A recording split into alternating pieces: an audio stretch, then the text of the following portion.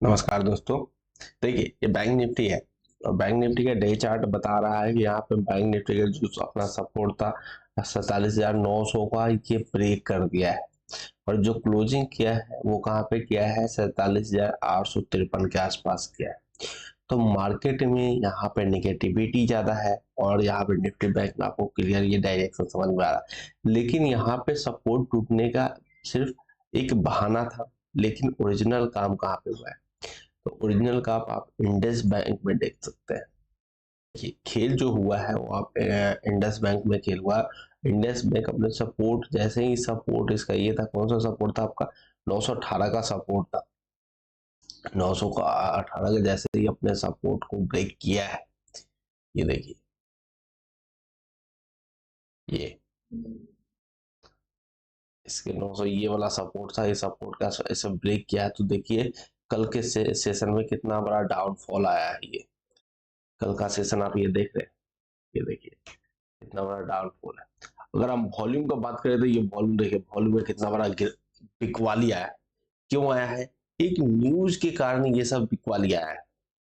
और न्यूज क्या था? और ये देख लीजिए चार्ट पे बिल्कुल इंडेक्स बैंक निगेटिव है। इसके कारण आप बैंक निफ्टी में भी देख रहे हैं कि बैंक निफ्टी में भी आपको सपोर्ट टूटने के कगार पर लग रहा है बैंक निफ्टी। तो न्यूज क्या था? तो न्यूज ये था कि मनी कंट्रोल ने क्या लिखा है, the sharp decline followed by the bank disclosure of 2.4% impacts on its net worth। उसका जो नेटवर्थ है उसमें 2.4% का इम्पैक्ट आएगा ड्यू टू चेंजेस। किसके कारण? Due to changes in the valuation of directive transactions. Directive transaction की वजह से उसको जो इम्पैक्ट आएगा, उनके एसेट पे आएगा, वर्थ पे आएगा, 2.4% का गिरा गिरावट आएगा। लेकिन आप शेयर वैल्यू में देख रहे हैं तो ये बोल रहा है शेयर वैल्यू में कितना का गिरावट आया है। ये गिरावट आया है आपका 27% का जो फॉल आया है 11 मार्च को। ये सोचने वाली बात है कि सिर्फ इसी का कारण है और रेगुलेटरी कारण है, ये सब आपको देखना पड़ेगा। इसलिए आप देख रहे हैं कि यहाँ पे बैंक बिल्कुल धराशायी रूप में होने के लिए तैयार बैठा है। यहाँ पे एचडीएफसी बैंक का सपोर्ट टूट गया है। अब ये सपोर्ट टूटने के बाद हो सकता है कि आपको मांजरा कहीं और दिखाई दे, 12 तारीख को मार्केट ओपन हो और वहां पे आपको ये सब चीजें आपको यहाँ पे बिल्कुल एक दशक से दिखाई दे। कारण यह है कि वॉल्यूम में सेल आया है और वॉल्यूम में वहां पे दबा के बिकवाली हुआ है इंडस बैंक में। जो भी यहाँ पे जो पोजीशन म्यूचुअल फंड के बने हुए थे वो बहुत ज्यादा बना हुआ था। म्यूचुअल फंड, हर एक म्यूचुअल फंड ने बाई कर रखा था। अगर ये म्यूचुअल फंड जब बाई करते हैं तो ये किसके पैसे होते हैं? आम आदमी के पैसे। तो आम आदमी के पैसे डूब गए ना मार्केट। और कभी भी डूबता है तो जो रिटेल इन्वेस्टर है, जो आम आदमी है, जो म्यूचुअल फंड में देते हैं, चाहे जो पैसे लगाते हैं, ये डूबते हैं। जो बड़े प्लेयर होते हैं वो तो पहले ही निकल जाते हैं मार्केट से। तो ये चीजें आपको देखना पड़ेगा। अगर मार्केट देखिए आगे के लिए बोल रहे हैं, मार्केट अगर सपोर्ट उड़ता है तो आपका नेक्स्ट सपोर्ट यही बन के आ रहा है, वो 46,978 का ही सपोर्ट बन के आ रहा है। ठीक है, 46,978 का ही अपना सपोर्ट रहेगा, या 47,000 का। 47,000 का भी एक सपोर्ट आपको दिखाई दे रहा है, 47,900 का सपोर्ट। तो ये भी सपोर्ट एक ठीक ठाक सपोर्ट है, सम्मानजनक है। अभी तो कुछ भी कहना मुश्किल हो रहा है कि कौन सा सपोर्ट रिएक्ट करेगा, कौन सा सपोर्ट रिएक्ट नहीं करेगा, लेकिन एक सपोर्ट है जो कि मोदी जी आए थे तो यहाँ तक ये रिएक्शन आपको देखने को मिलेगा। तो ये अपना सपोर्ट है, देखिए आपको बता रहा था ये 40,777 का जो है आपका ये। अब निफ्टी पे देख लेते हैं, निफ्टी पे क्या हो रहा है।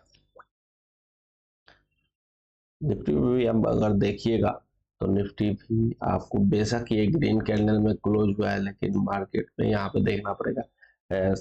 आपका रेजिस्टेंस यही है मार्केट का। देखिए मार्केट का रेजिस्टेंस यही है आपका 22,544 का। तो 22,544 पे आपको देखना पड़ेगा कि 22,544 गिरा, 22,544 के 550 यानी 22,550 पे मार्केट का रिएक्शन कैसा रहता है ये। और दूसरा ये 22,655, 22,655 का भी आपको रेजिस्टेंस लगाना है। अगर इसके ऊपर निकलता है तब फिर मार्केट बुलिश साइड के लिए जाएगा, ठीक है। तो निफ्टी का हो गया। निफ्टी अगर 15-15 मिनट में देखिएगा तो कल गैप डाउन ओपन हुआ था निफ्टी, और गैप डाउन ओपन होते ही यहाँ पे देखिएगा कि मार्केट अपने रेजिस्टेंस के आसपास ट्रेड करना चालू कर दिया। रेजिस्टेंस यही था, ये था रेजिस्टेंस आपका 22,550 का जो रेजिस्टेंस था, इसके आसपास ही ट्रेड कर रहा है। तो यहाँ से देखने का पड़ेगा आपको। एक शूटिंग स्टार कैंडल का फॉर्म हुआ था डे चार्ट में, ये जो चार्ट है डे चार्ट में, ये शूटिंग देखिए, ये शूटिंग स्टार का फॉर्म हुआ था और नीचे से खरीदारी आया, तो इस लेवल को कटना चाहिए। जो कल का क्लोजिंग है, कल का लो है, यानी हम बात कर रहे हैं इसका, किसका बात कर रहे हैं, 10 मार्च वाले का बात कर रहे हैं। तो 10 मार्च वाले का यहाँ पे लगाइए।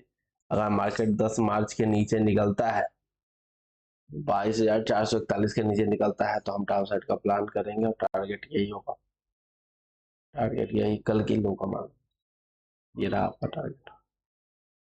फर्स्ट टारगेट तो कल का लो है, सेकेंड आपका ये लो है, ये आपको देखने को मिल जाएगा। अगर डाउन साइड मार्केट निकलता है और क्लोजिंग ये टूटता है आपका, कितने तारीख वाला क्लोजिंग है, 10 मार्च वाला क्लोजिंग, तो आपको ये ध्यान देने की चीज है। अब दूसरा एक और न्यूज था, एक और न्यूज सामने आ रहा है।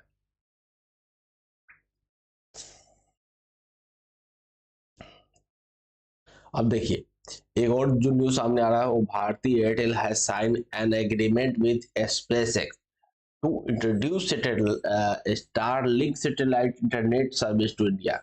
भारतीय एयरटेल ने एक एग्रीमेंट साइन किया है, किसके साथ किया है, स्पेसएक्स के साथ साइन किया है, स्टारलिंक सैटेलाइट इंटरनेट सर्विस को इंडिया में लॉन्च करने के लिए। The company said in the regulatory filing on Tuesday, मंगलवार को उन्होंने रेगुलेटरी के सामने अपना फाइल किया है। द डील, ये डील को बताया है कि however is the subject to regulatory approval, ये क्या है, सब्जेक्ट क्या है, रेगुलेटरी अप्रूवल के लिए भेजा गया है for SpaceX to sell Starlink service in the country. इसमें कंट्री में बेचने के लिए जो एयरटेल और स्टारलिंक अपना service partnership, Airtel and SpaceX will explore way to collaborate the expand internet connectivity across the India। बहुत अच्छा बात है। आप एयरटेल का अगर देखिएगा शेयर, भारतीय एयरटेल का शेयर तो लगातार निरंतर, ये पहले किसी को पता होता है ये जो SpaceX है एयरटेल, इसीलिए ये सब चीजें होता है। Country across the India as part of the agreement, agreement का क्या पार्ट है, एयरटेल में offer Starlink equipment in its retail store, यही बोलना चाह रहा है कि हम अपना एयरटेल का जो रिटेल स्टोर है वहां पे हम बेचेंगे, क्या बेचेंगे, स्टारलिंक का इक्विपमेंट बेचेंगे।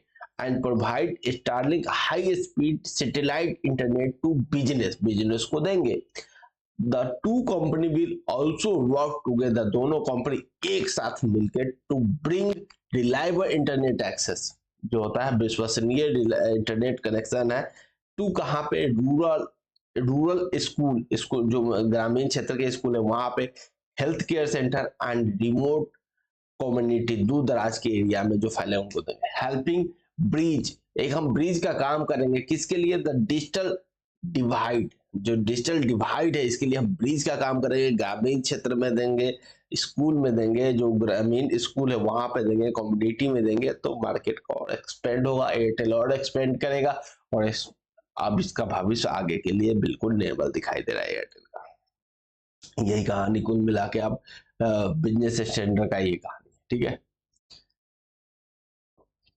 अब हम आ जाते हैं चार्ट पे, अपने चार्ट पे, और देखिए इंटरडे के मूवमेंट के लिए आपको बता दिया हूँ कि यहाँ पे बैंक निफ्टी यहाँ पे लगातार सपोर्ट को तोड़ने के लिए तैयार बैठा हुआ है। तो ऐसे निगेटिव चार्ट में आपको थोड़ा सा ध्यान देने की जरूरत है। आप अच्छे से चार्ट को देखें, प्राइस एक्शन को देखें, जब तक प्राइस एक्शन को नहीं देखिएगा मार्केट आपको पैसे बना के नहीं देगा। तो ऐसे वीडियो पाने के लिए हमारे चैनल को सब्सक्राइब कीजिए, लाइक कीजिए, फिर मिलेंगे अगले वीडियो में। जय दोस्तों।